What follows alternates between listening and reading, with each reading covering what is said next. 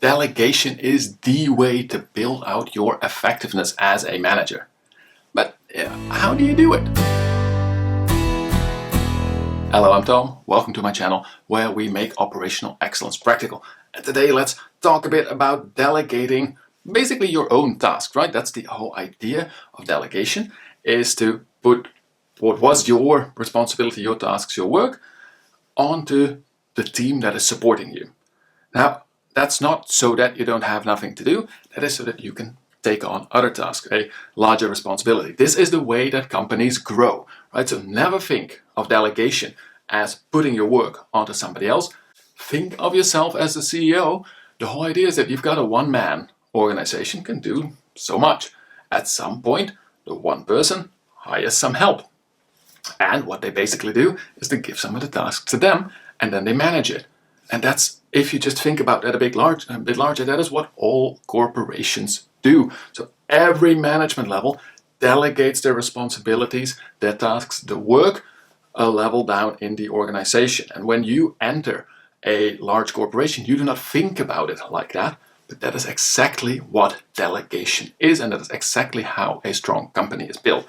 So now that we know that we have to delegate to make any sizable organization and also to boost your own effectiveness, because if you can qualitatively have others do the tasks in the correct way, you can build out, right? You can make your time and your sort of contribution to the company a lot larger if you can multiply basically your hands or minds, you can multiply your work leverage.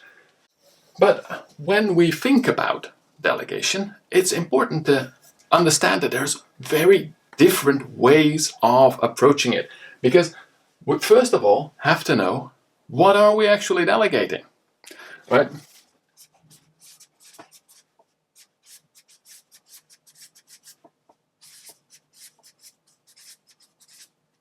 Are we delegating just a task? Basically not a big part of our job description, just one single task. Are we delegating a problem to be solved, a project to be run, something that has a couple of tasks attached to it, but mainly it's outcome focused?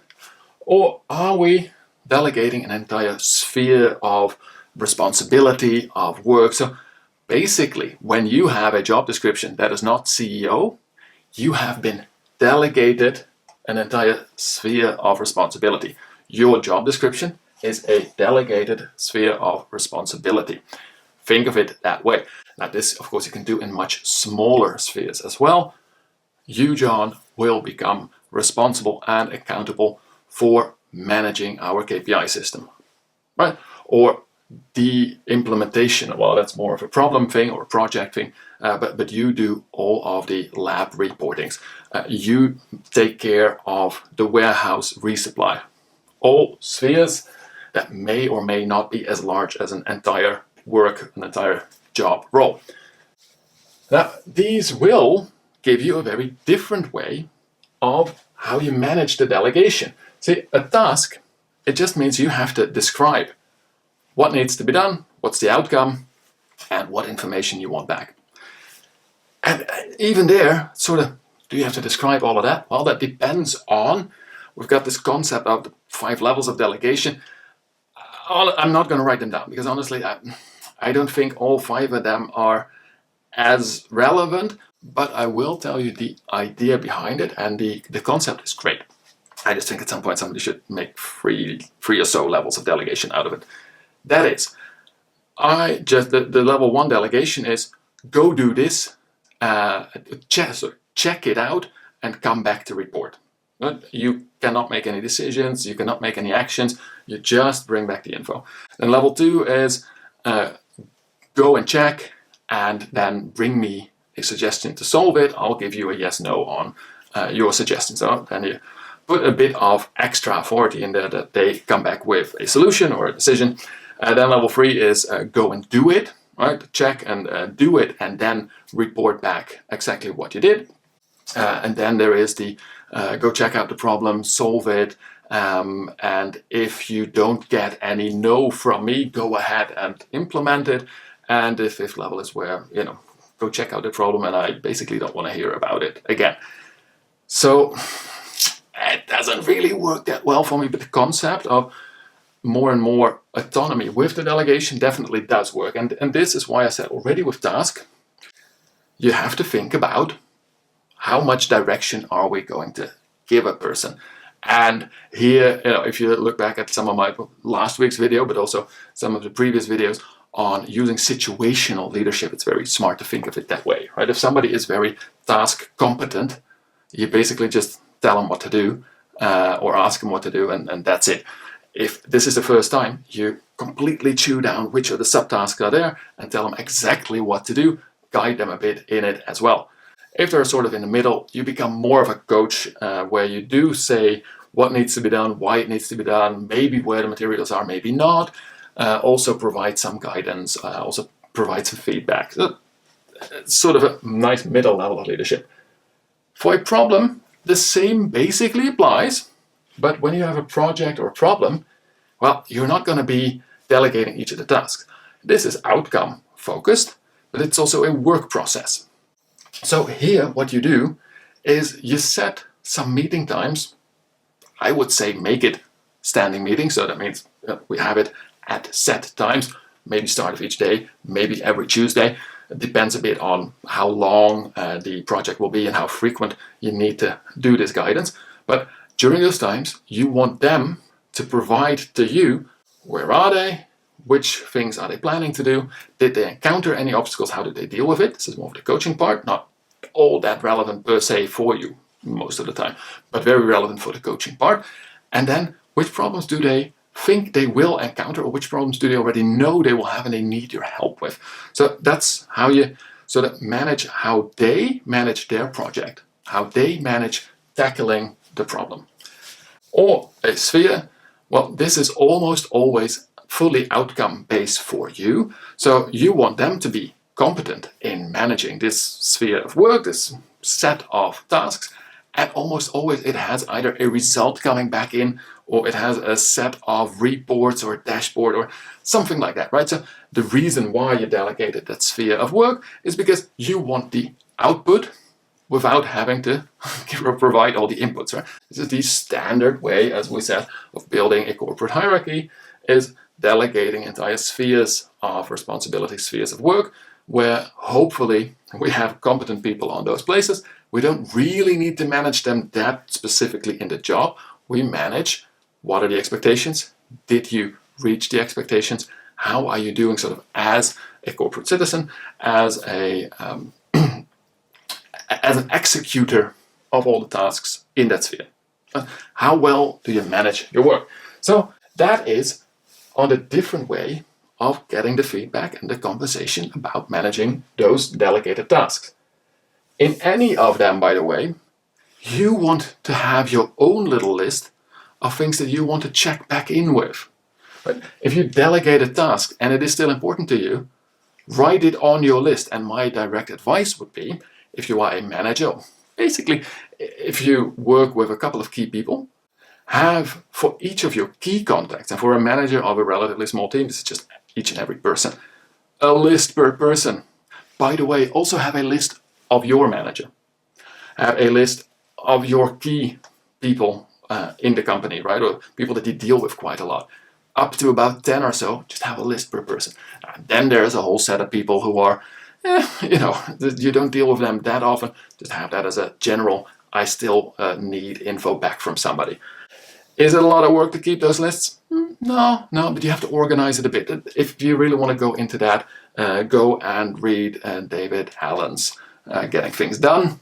You don't need to implement the entire system, but these lists of I still need information back from a person so that you can then use that in your meetings with them. Or, for instance, every Friday morning you do a rework, a complete updating of your lists. And like, all right, do I have answers on these? If not, send out an email, phone call, whatever. Right? The same with projects. You have that on their list, but you have a small list as well. Okay, these projects, they are important. These are the outcomes. But for a project, definitely just make sure they make your list for you. And for a sphere of influence, that is definitely the same as well. So that's on, you need to really have a way of knowing that you keep all of your loose ends on one big list so that you keep checking them. Then when we are delegating, it is important that those people know what they're doing. And there's basically a couple of great reasons to delegate, but also things you need in the delegation.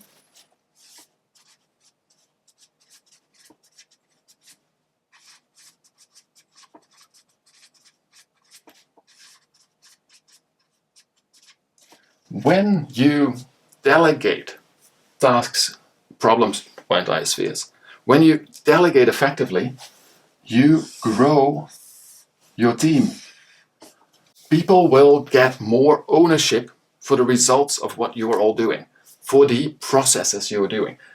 You will build competence within your team. Right? If currently you are the only one who can check the hours, right, the working hours of your production team, how are you going to have a vacation when they're not on vacation? Somebody else should be able to also check and validate work hours.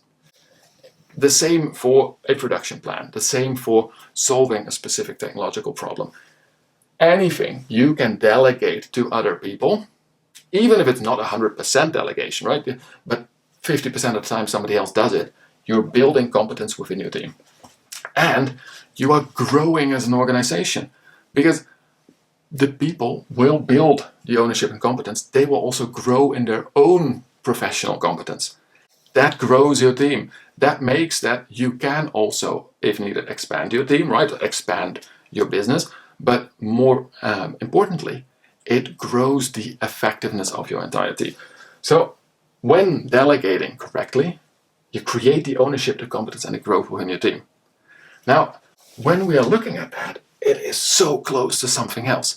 See, there is this motivational theory, and I quite like it, that is super close to all of these words. If you want people to be motivated in their work, what do they need?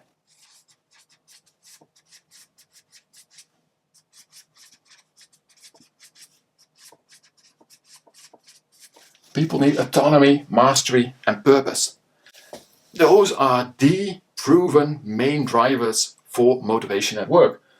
People need to know that they have the power to actually do things like themselves. They have an influencing power, an autonomy, an ownership, that they actually master their work, that they're also becoming better at things around their work, so they become more rounded. It's also a form of mastery. Mastery is not only very deep into one specific skill, it is mastery of a job, of what it takes to get that product made, to get that department led, to do your sphere of work.